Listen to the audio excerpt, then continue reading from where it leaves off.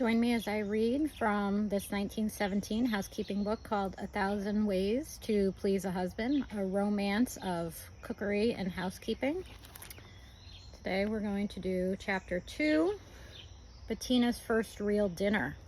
Yesterday, or chapter 1, she was a newlywed. She came home and made her husband a dinner. So today is her first real dinner. Say, isn't it great to be alive? Exclaimed Bob as he looked across the rose-decked table at the flushed but happy Bettina. And a beefsteak dinner, too. Steak is expensive, dear, and you'll not get it often. But as this is our first real dinner in our own home, I had to celebrate. I brought enough for 2 meals, because buying steak for 1 meal for 2 people is beyond any modest purse. So you'll meet the steak again tomorrow, but I don't believe you'll bow in recognition. So you marketed today, did you? Indeed I did. I bought a big basket and went at it like a seasoned housekeeper. I had all the staples to get, and lots of other things. After dinner, I'll show you the labeled glass jars on my shelves. It was such fun putting things away. June is a wonderful month for housekeepers.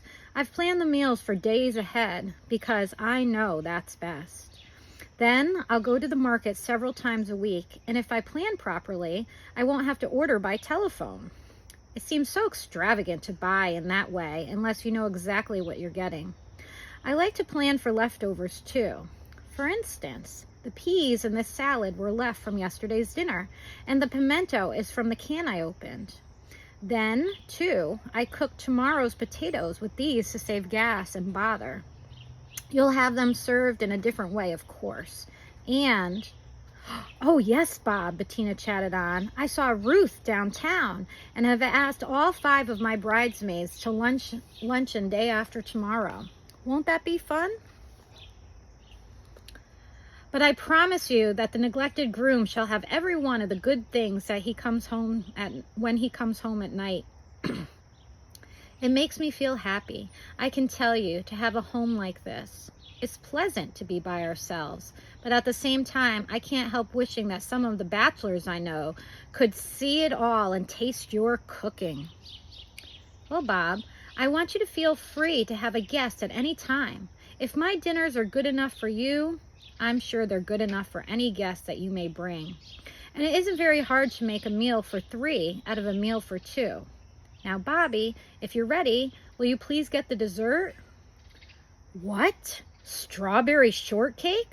Well, this is living, I tell you what, Bettina. I call this a regular man-sized meal.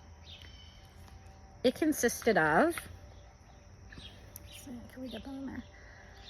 Pan-broiled steak, baking powder biscuits, new potatoes and cream, rhubarb sauce, pea and celery salad, strawberry shortcake, cream, and coffee.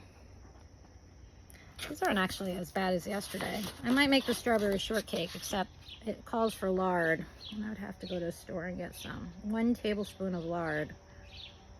Okay, happy housekeeping.